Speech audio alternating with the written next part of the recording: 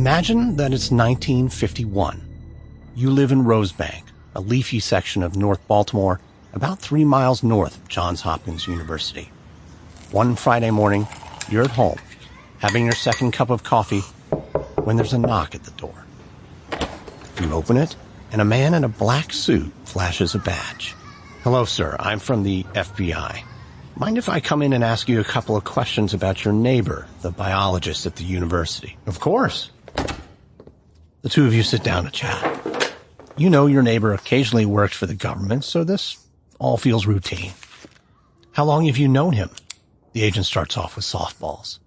"A couple of years." "What's his family like?"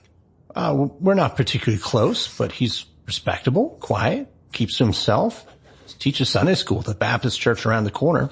In fact, his parents were missionaries. He was born in China." "Oh, China. Does he speak Chinese?" You don't know. But sensing an opening, the agent gets a little more aggressive. "The FBI has reason to believe that your neighbor has had contact with communist organizations. 6 years ago, it seems, he was the faculty sponsor for a student dance organized by American Youth for Democracy, which is a well-known communist front. Can you think of any other times your neighbor has associated with communists?" "This is ridiculous. He's a staunch and loyal American citizen. He has no use whatsoever for communism or any other foreign ideology." "Are you sure? How do you know? How can you know?"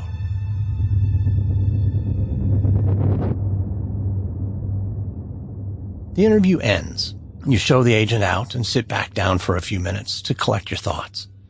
Truth be told, you don't really know your neighbor all that well. I mean, you like him, but he does sometimes express his views as slightly left of center. You remember during the war, he once asked you to sign a petition protesting segregation in the military.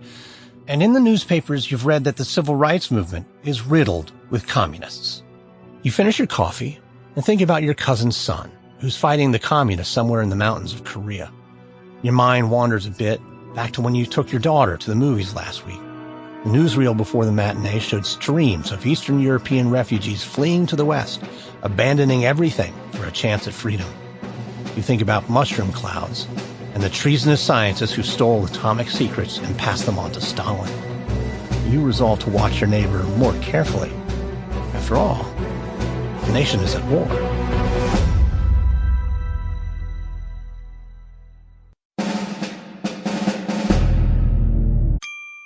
Sample complete.